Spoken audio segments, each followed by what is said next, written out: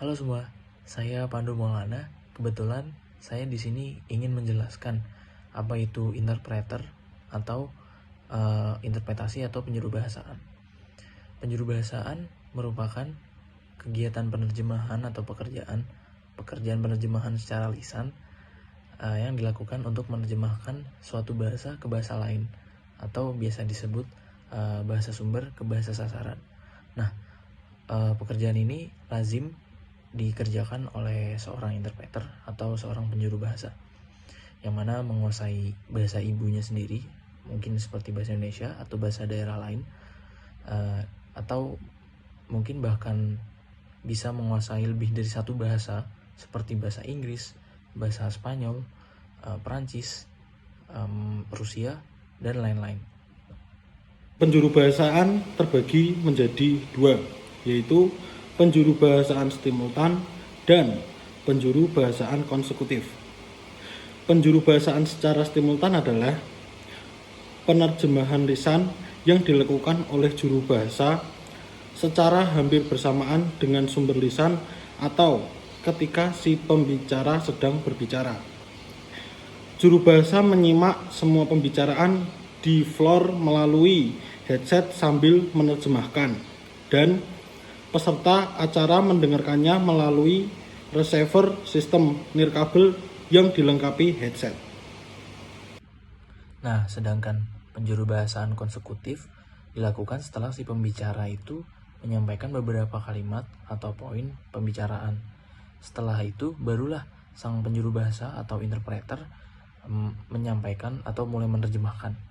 Jadi, tidak seperti mode simultan yang tadi, yang tanpa jeda hingga pembicaraan selesai penerjemahannya. Juru bahasa bertugas di konferensi, seminar, lokakarya, dan beragam jenis pertemuan lain, baik tingkat nasional maupun internasional. Dalam hal ini diperlukan bantuan juru bahasa selama acara berlangsung untuk menerjemahkan apa yang disampaikan oleh pembicara dalam bahasa asing ke dalam bahasa Indonesia, atau sebaliknya, untuk membantu pemahaman para peserta mengenai topik yang telah disampaikan. Nah, berikut ini adalah contoh proses penerapan suatu penjurubahasaan atau interpretasi. Disimak ya. Halo para pejuang tahun ketiga, semoga kalian masih diberikan kesehatan dan mental yang kuat di tahun ini ya. Bagi mahasiswa, tahun ketiga ini merupakan tahun yang cukup berat untuk dilalui. Banyaknya tugas dan deadline menjadi pemeran utama dalam kisah kasih tahun yang tak kenal rasa kasihan ini. Mengingat bahwa tahun ini akan terasa lebih berat dari tahun kemarin.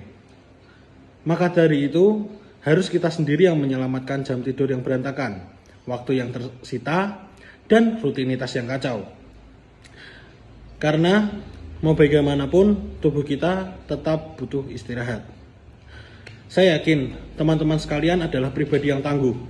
Oleh karena itu, gunakanlah ketangguhan jiwa kalian semaksimal mungkin. Perihal hasil bisa kita bicarakan belakangan. Kerja keraslah, karena pada akhirnya hasil adalah buah dari kerja keras kalian selama ini.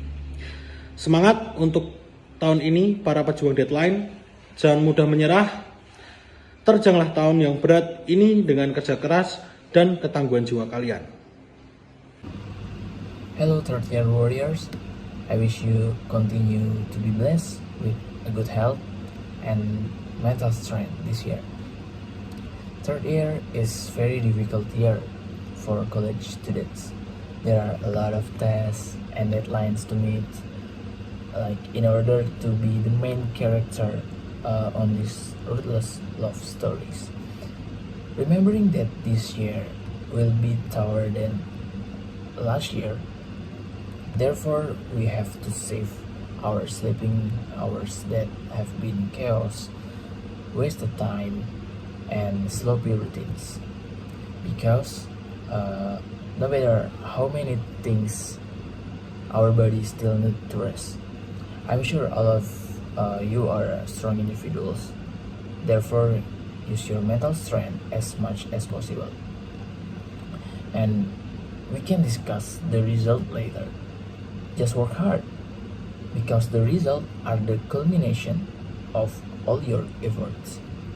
Keep it up for this year, deadline warriors. Don't give up And with your hard effort and mental strength, you will be able to get through this difficult year.